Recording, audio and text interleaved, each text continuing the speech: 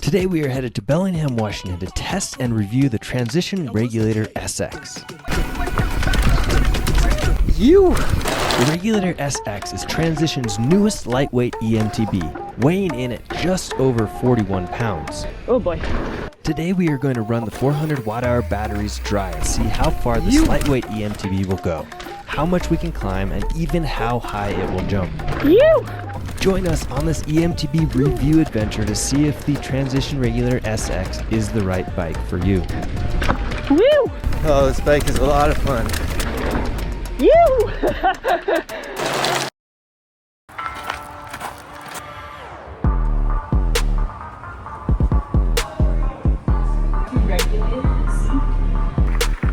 Today we're up here in Bellingham, Washington, riding the Transition Regulator SX. They're a lightweight e-bike.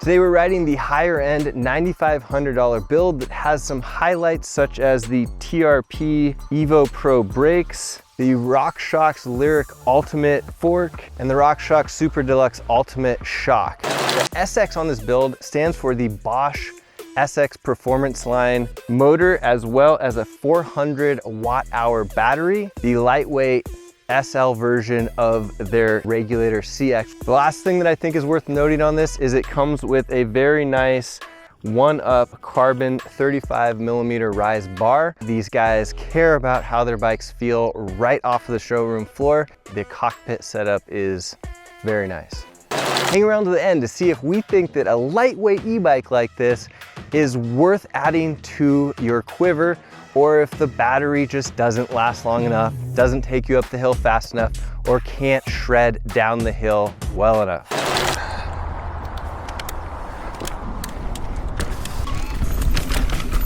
Whew. Speed through the roots. Make sure to get this on camera. Perfect. Oh good, just can see that. Oh geez. Phew. There's like a jump or something. That's a drop. Hey, first feature on this bike.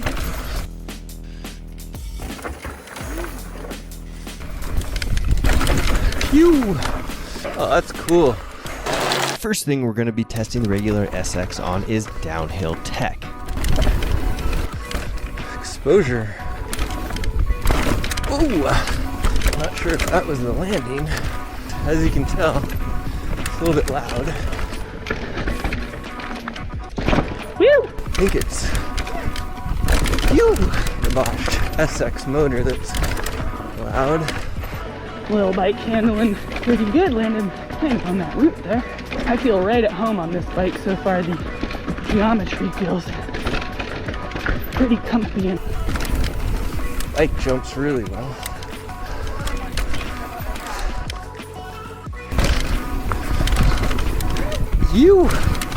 Nice. This bike jumps very nicely.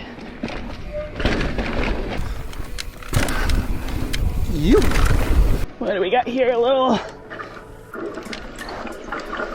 Gotta love those TRP brakes. TRP brakes are nice. Something I'm feeling right away is that when we rode those Regulator CXs, you could put it in the slacker position.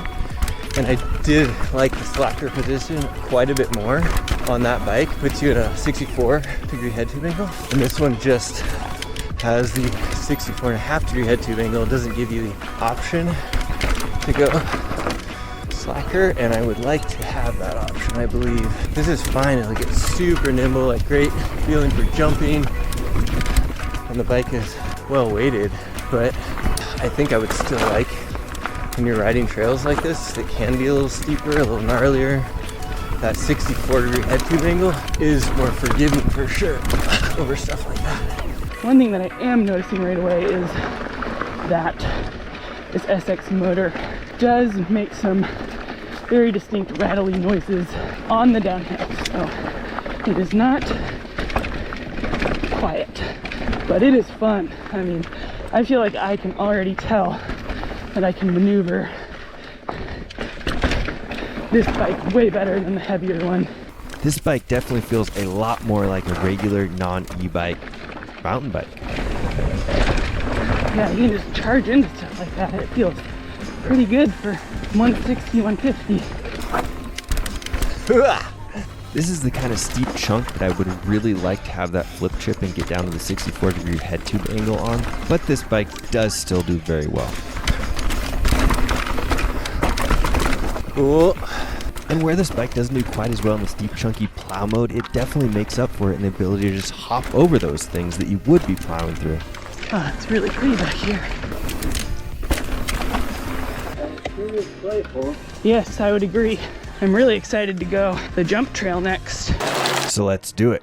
This bike definitely hops and pops really well, but how does it handle the bigger jumps on trail like Mohawk?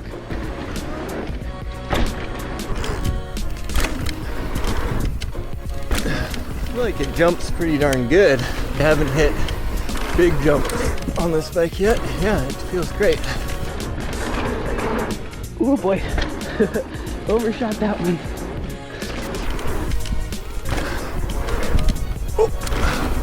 Overshot. Oh boy, really all over the place here.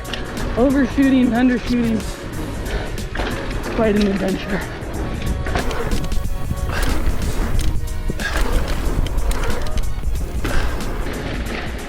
I was all over the board there. Yeah. Overshooting, undershooting. Yeah, the bike was great. I felt like jumping it felt really good. I never felt concerned about what the bike was gonna do under me. It's more like, what the heck are you doing, Emily? Do you even know how to jump? Have fun. All right, second lap down the jump trail Mohawk. See if we can jump better. The bike feels like it jumps super well. I just felt like it was a user error last time of not reading the jumps well. A little better so far. Whoop. See that one I overshot. Again. Oh, this bike jumps so well. If I had to pick an e-bike, oh, almost. Just off of how it jumped. This one for me, wasn't gonna make that one. Feels really good. Emily is so right. Of all of the e-bikes we've ridden, and we've ridden a lot now, this is the first one that we've been able to jump without having to think about it being an actual e-bike. And the weight that comes with an e-bike and how you have to pop the bike differently in order to get it airborne. This bike just doesn't feel like that.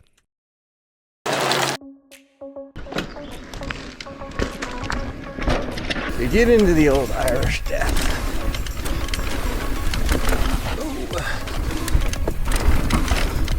Bike feels really nice and planted in the corners. She is a little bit noisy. I feel like I can take it through chunky stuff and it feels really composed. Doesn't feel like it's getting squirrely underneath me. You.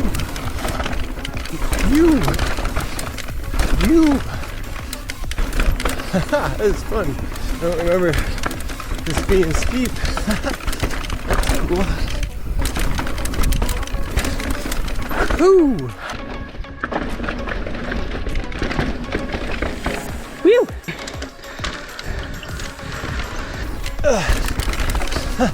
This bike does pull really well. Like through there. So smooth and good. Really a nice bike for like making quick decisions and having it respond to me. I don't feel like I'm yanking it around as much as the CX or that Norco that we rode. This is a jump that we've never actually hit on our regular bikes, but this bike is just feeling so good. Drop in.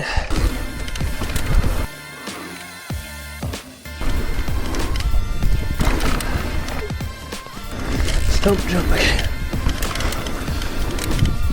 Phew. You! Cool. Did you? I did a rear tire bump. This bike is muy bueno. Time for one of our favorite trails on Galbraith Mountain, Atomic Dog. Oh, this bike is a lot of fun. Phew! So easy to maneuver. Nope. Woo!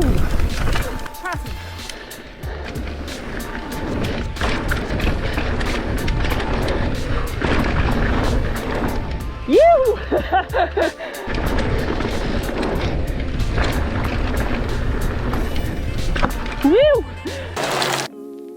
So I just hit the last bar here, which I believe means 20%, and I'm at 18.6 miles and 37.59 for feet climb. So we've been going between the blue and the purple mode mostly, which is like mode 2 and 3 out of 4, and I feel like I'm very impressed with the range that we're getting out of these guys with the option to have a range extender.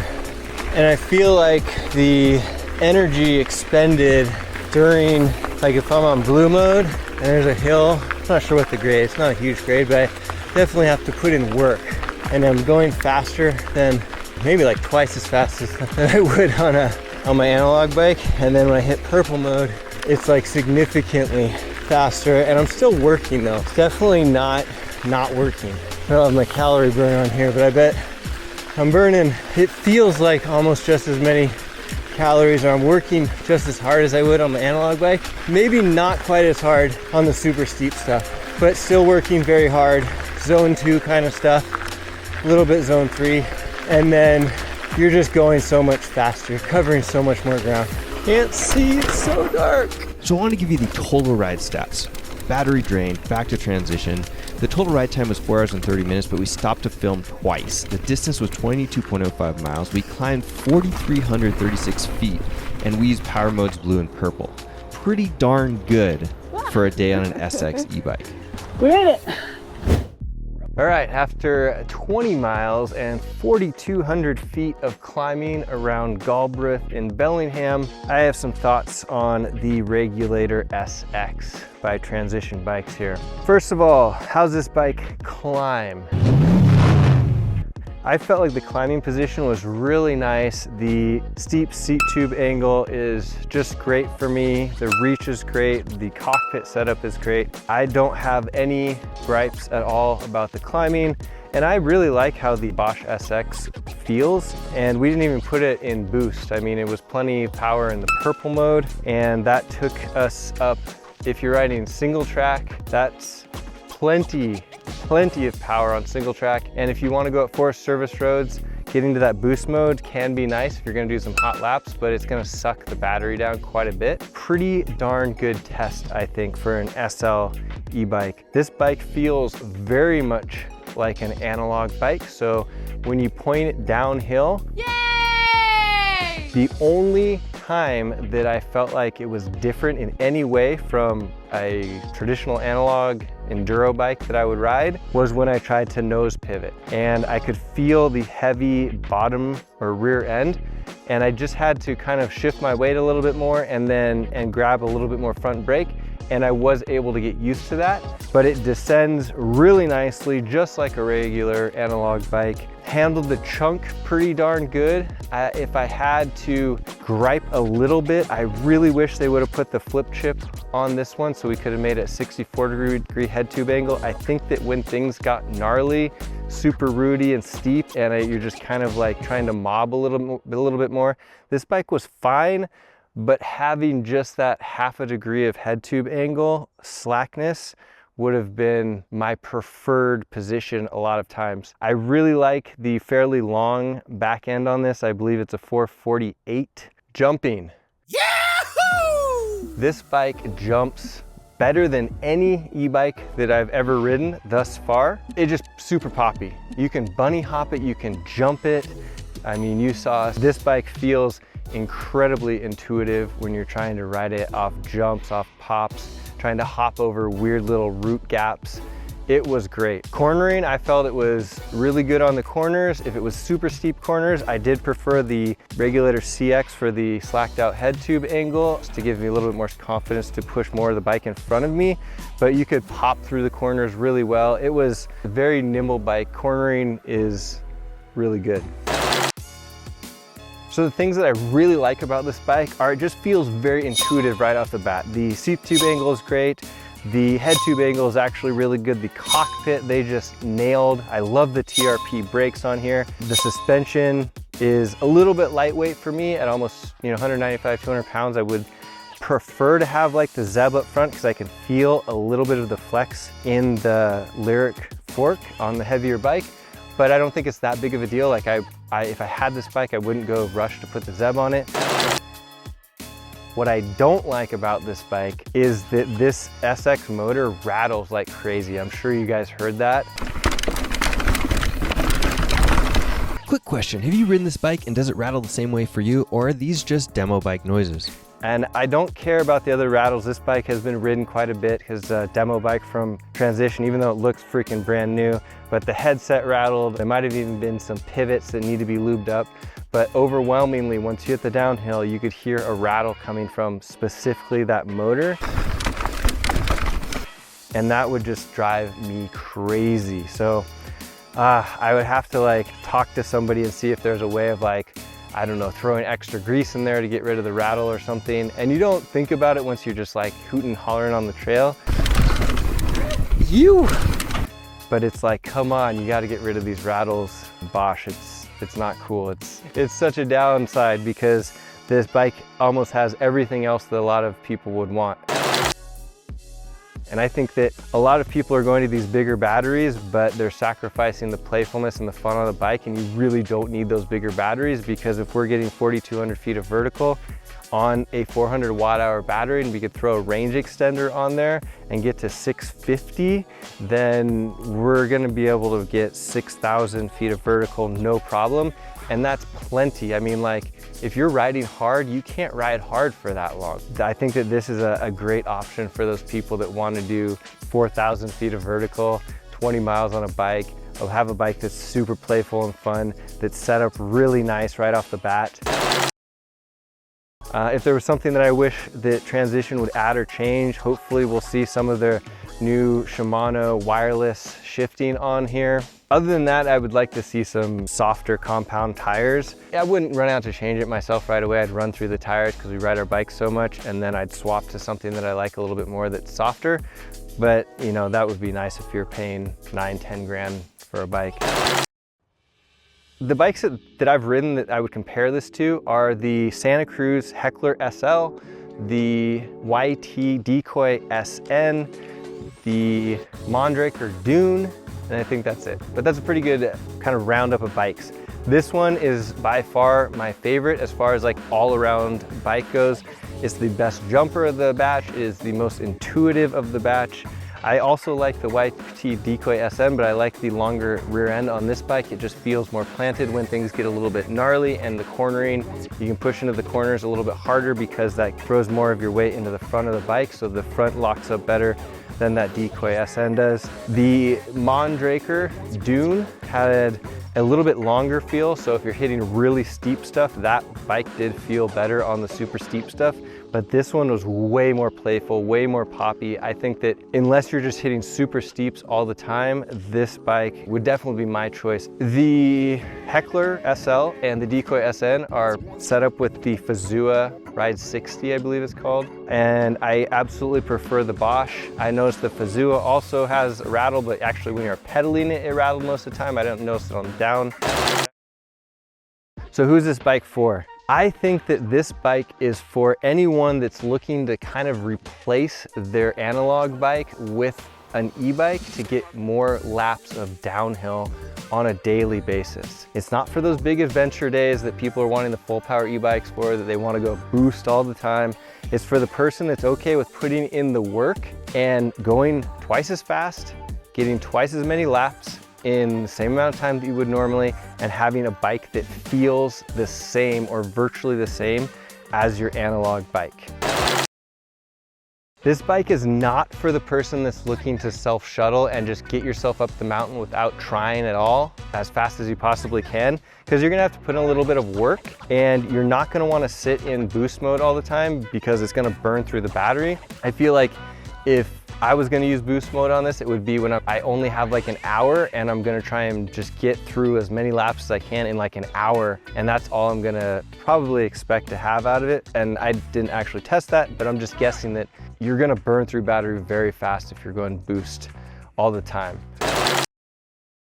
If you're looking at these transition bikes and you're trying to decide between the Regulator SX and the Regulator CX, ideally you get to ride both of them so you can see and feel the weight difference in them, because I feel like there's a ton of situations where the bikes feel very, very much similar. The times that they didn't feel similar was things like easy bunny hops. You could definitely feel like this bike wanted to hop and was super easy to get off the ground, whereas that bike kind of slowed you down. You had to really pull or like push into the suspension a little bit more to get the bike to lift off the ground. I didn't get to jump the CX quite as much, so I'm guessing that they're gonna be similar feeling in the jumping. After shooting this, we actually got to ride down the Mohawk Trail on the Transition Regulator CX. And although it doesn't jump poorly, the SX definitely wins in the jumping category. The descending of the CX is a little bit more aggressive, meaning if you can put it down in the slacked out mode, you do feel like you can charge more aggressive stuff and it's a little bit more confidence inspiring, but you would also get used to this. So I think that you need to decide how much battery you're gonna use most days of the week.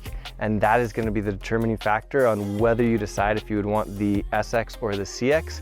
And if you think that you're gonna be burning through fast laps, like you wanna go in boost mode for 2 hours straight most days of the week that you're riding, then maybe the CX is the right choice. But if you're okay with going on a little bit under boost, purple or blue mode here, or if you are in a system that has single track uplift trails, you're not gonna be able to ride boost on those trails. I mean, even like blue was a little bit fast at times for us here in Galbraith if we were on the single track. So I think that that's where you're gonna have to decide if you're totally playful, want an analog feeling bike at all costs, this is definitely the way to go.